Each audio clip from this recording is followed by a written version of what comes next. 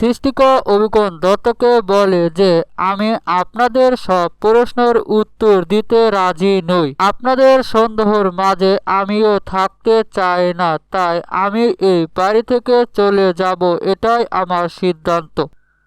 সৃষ্টিকর সিদ্ধান্ত শুনে মোনা বলে, মা তুমি এই বাড়ি থেকে চলে যেতে পারো না, তুমি কেন এই বাড়ি থেকে চলে যাবে?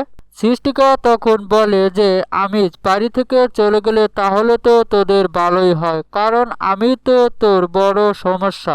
সবসময় আমি তোকে ভালো হতে বলি, তোর কাজের বাধা হয়ে দাঁড়ায়, তোকে তো আর আমি ভালোবাসি না, সেটাই তো সবসময় বলিস তুই আর তোর দাদু।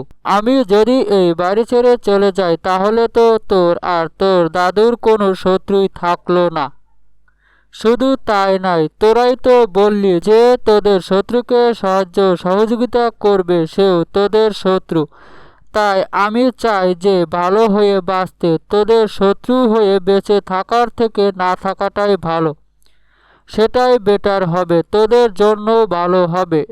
আমি সিদ্ধান্ত নিচ্ছি, এই মুহূর্তে এই বাড়ি ছেড়ে চলে যাব। মোনা তখন আবারও যখন মোনার মাকে ডাকে, মা তুমি এখান থেকে চলে যেতে পারো না।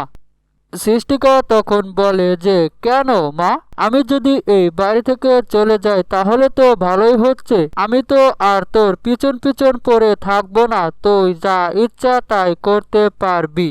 সৃষ্টিকর তখন অভিজ্ঞান দত্তকে বলে, বাবা আপনি এই মেয়েটার জীবন নষ্ট করছেন নিজের হাতে।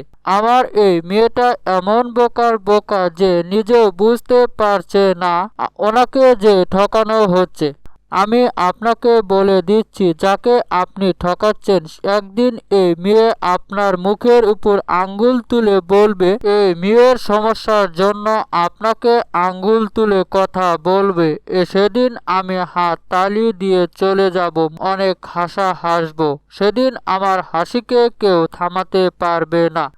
অভিজ্ঞান দত্ত তখন সৃষ্টিকর ধমক দিয়ে বলে যে সৃষ্টিকর তুমি বড্ড কথা বলছো, তুমি এভাবে কথা বলতে পারো না, তুমি মুখ সামলিয়ে কথা বলো, তুমি কিন্তু ভুলে যাচ্ছ তুমি এই বাড়ির বউ। সৃষ্টিকর তখন বলে যে আমি আজ কাউকে ভয় পাই না, আপনি আমাকে ধমক দিয়ে আর মুখ বন্ধ রাখতে পারবেন না বাবা, কারণ এই মেয়ে একদিন আপনার মুখের উপর আঙ্গুল তুলে বলবে যে আপনি ওর অপরাধের জন্য দায়ী, সেদিন আমি হাত তালি দেব এবং কি অট্ট হাসিতে হাসব।